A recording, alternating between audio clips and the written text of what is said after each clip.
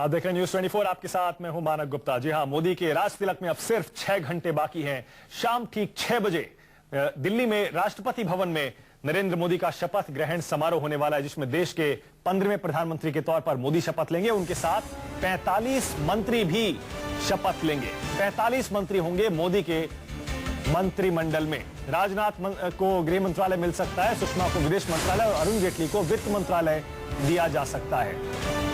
राव इंद्रजीत क्या कह रहे हैं, सुन लेते हैं। और जो गवर्नेंस बिल्कुल जो ब्यूरोक्रेसी पॉलिटिकलाइज हो गई है, कोई अकाउंटेबिलिटी नहीं है।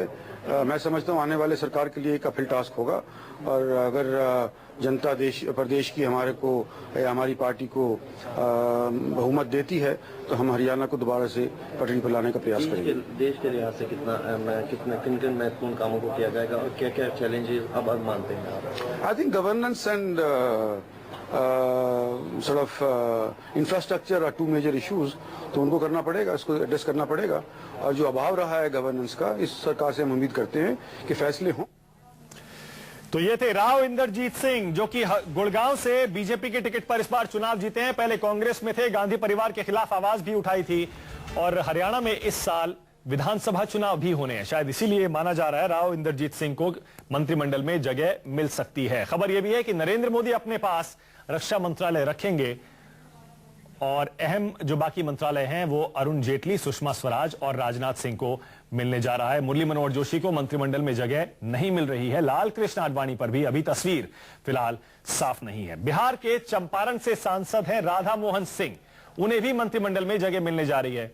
उनसे बातचीत की है हमारे संवाददाता कुंदन सिंह ने। देखिए, अब तस्वीर करीब करीब साफ होते जा रही है। जो शाम 6 बजे कौन कौन लोग शपथ लेंगे। हमारे साथ खुद राधा मोहन सिंह मौजूद हैं, जो बिहार से सांसद है बीजेपी से। उनसे बात करते हैं। सर, पहले तो बताइए, बहुत सस्पेंस बना रहा था, मुझे लग रहा है कि कैसे सूचना मिला और अंदर जब गए चाय पे क्या बातें हुई? नहीं, अभी चाय पर सबको माननीय प्रधानमंत्री जी ने बुलाया था और सबका आपस में परिचय कराया, गेट टुगेदर हुआ, जलपान हुआ और इससे आगे कोई चर्चा इस बैठक में नहीं।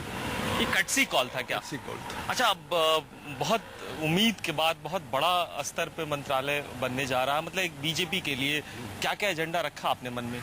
नहीं, जो हमारे प्रधानमंत्री जी का एजेंडा है और देश भी चाहता है कि ये जो देश 10 वर्षों से कमजोर नेतृत्व को भोग रहा था और आज़ादी के 60 वर्षों तक देश को ऐसा नेतृत्व मिला जिसने एक परिवार को तो राज करने का मौका दिया, लेकिन राजकाज जिस ढंग से होना चाहिए नहीं हुआ और देश कमजोर हुआ। तो हमारे प्रधानमंत्री जी ने जो सपना देखा है कि इस देश को मजबूत बनाना, संपन्न बनाना, और मैं समझता हूं कि उनका जो सपना है उसको पूरा करने के लिए भरपूर प्रयास करेंगे और हम लोग उसमें सहयोगी की भूमिका निभाएंगे। तो ये बिहार से राधा मोहन सिंह, चंपारण से सांसद हैं, इस बार चुनाव जीत कर आए हैं। मंत्रिमंडल में इनको जगह मिल सकती है।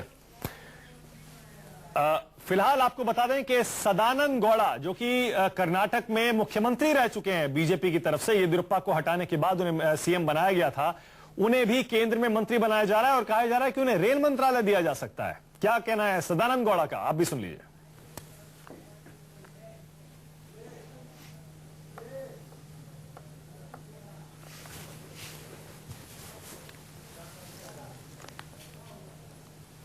मोदी मंत्रिमंडल में कर्नाटक से जो चेहरे होंगे, पूर्व मुख्यमंत्री सदानंद गौड़ा साहब मौजूद हैं, उनसे बातचीत करते। देखिए, अभी से किस तरीके का उत्साह और लोगों का मिलना जुलना शुरू हो गया कर्नाटक भवन में।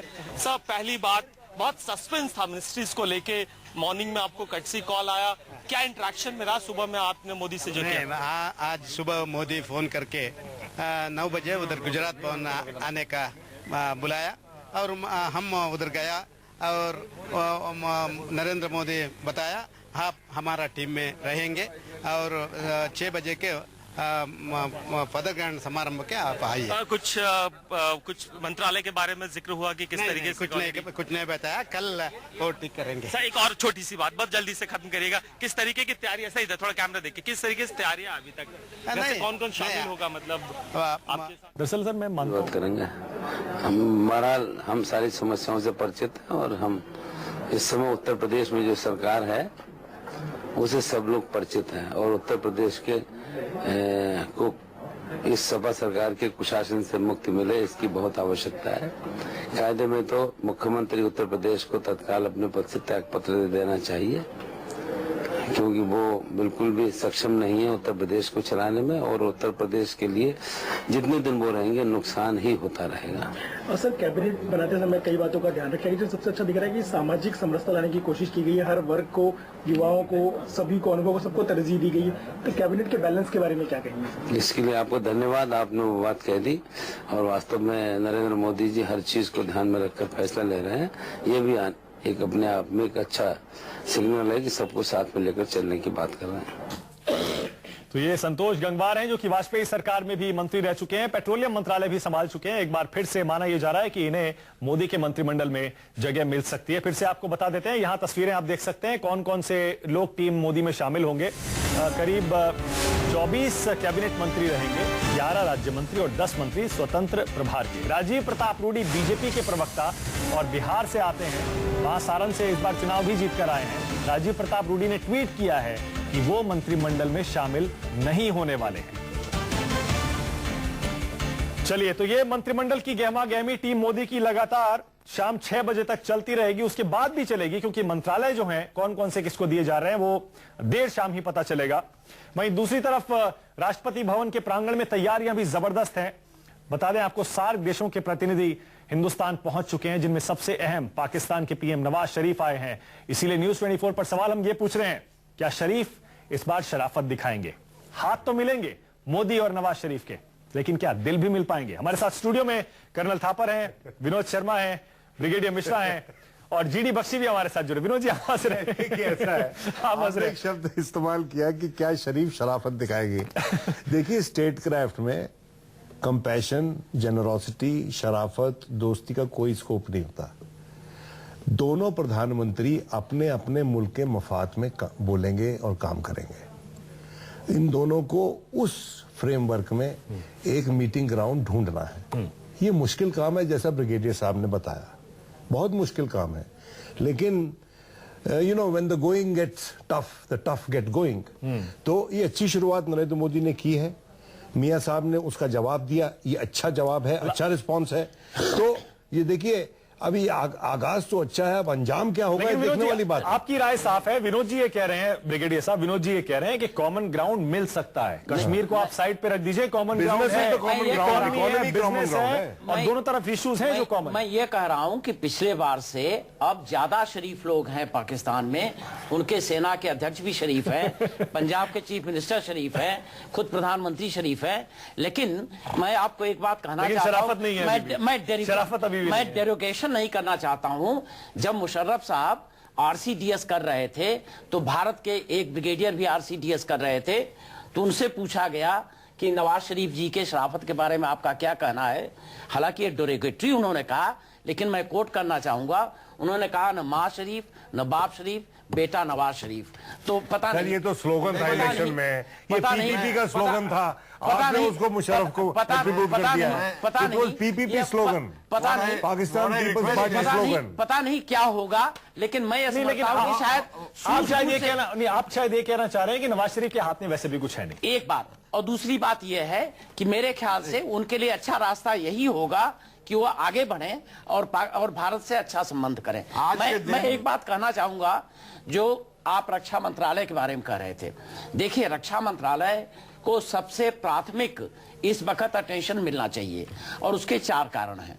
पहली बात तो यह है कि आज के दिन में सेना का वो मोराल नहीं है जो कि कारगिल के बाद में था। ठीक है। दूसरी बात यह है कि यहाँ पर R&D इतनी पिछड़ी हुई है कि 67 ईयर से हम एक गन भी नहीं बना सकते, इंपोर्ट करते हैं। तीसरी बात यह है कि आज के दिन में भारत की सेना में अफसरों की इतनी बड़ी कमी है जो कभी नहीं थी। और चौथी बात यह है कि जितने स्कैम, जितने भी सेना के परचेजेस हो रहे हैं, सब में हो रहे हैं। इसको अगर कोई दुरुस्त करने वाला है तो एक बड़ा पद वाला होना चाहिए। एक बात मैं और कहूंगा, जहां तक स्कैम का सवाल है, सेना के उपकरणों के हासिल करने में श्रीलंका का मैं एग्जाम्पल देना चाहूंगा। वहां पर राजपक्षे जब वह प्रेसिडेंट हुए, वो LTT के खिलाफ लड़ रहे थे, तो उनके पास कोई भी सामरिक सामान नहीं था। वह हिंदुस्तान में आए और उनको बहुत चीजें, तमाम चीजें नहीं मिली। नहीं मिली। लेकिन बहुत सारी दी भी थी। नहीं, बहुत कम। वो पाकिस्तान गए, चाइना गए, ओपन मार्केट से खरीदा, उनके भाई गोताबाया ने खरीदा, लेकिन वहां पर कोई स्कैम नहीं हुआ। तो जब डिटरमिन लीडरशिप है चलिए, ठीक तो है, यह दूर हो सकता ठीक है। कर्नल थापर, मैं समझता हूं कि आज के दिन इतनी नेगेटिविटी दिखाने की कोई जरूरत नहीं है कि शरीफ है या नहीं है।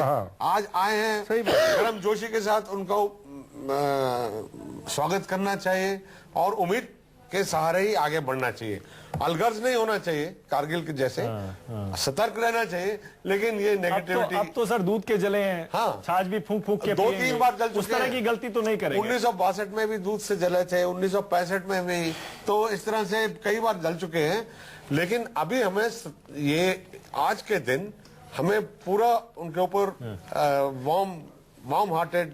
Sir, he is the guest of the Indian state, और ये प्राइम मिनिस्टर हमारे जो बनने वाले हैं शाम को उनके न्योते पे आ रहे हैं। अगर आप उनकी शराफत का जायजा लेना चाहते हैं तो आप अपने स्वयं के प्रधानमंत्री की बेइज्जती कर रहे हैं।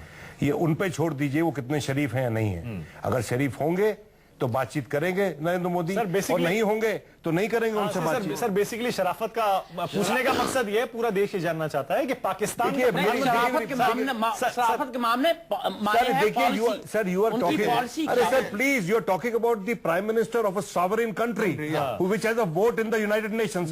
क्या करें, करें हम लोग? सर हिंदुस्तान के लिए मैं कह रहा हूँ, आम लोगों के लिए हमारे देखिए, हमारे कल्चर भी हमें नहीं सिखाता कि हम अपने अतिथि का ऐसा इसके साथ ऐसा व्यवहार करें। और मैं समझता हूं कि नरेंद्र मोदी बिल्कुल इसके पक्ष में नहीं होंगे कि ऐसी बातचीत हो रही है, क्योंकि और मैं भी इसके पक्ष में नहीं हूं, क्योंकि मैं ये समझता हूं कि कोई भी व्यक्ति जो हमारे घर में आता है और डेमोक्रेटिकली इलेक्टेड लीडर है अपनी कंट्री का, और उसकी हमें इज्जत करनी चाहिए। देखिए सर, विनोद जी, सर बस एक ब्रेक ले रहा हूं मैं विनोद जी, क्योंकि आप जो कह रहे हैं कि ये बातें नहीं होनी चाहिए, लेकिन देश तो ये सवाल पूछेगा और बहुत सारे ऐसे लोग होंगे जो सवाल पूछेंगे कि नवाज शरीफ अगर आ रहे हैं, अगर नवाज शरीफ आ रहे हैं तो ऐसा तो नहीं है कि एक हाथ में हाथ मिला रहे हैं और दूसरे हाथ में उनके खंजर है। चलिए हमारे साथ बख्शी साहब भी जुड़ेंगे, जुड़ गए हमारे साथ, लेकिन छोटा सा ब्रेक हमें लेना पड़ेगा। लगातार हमारी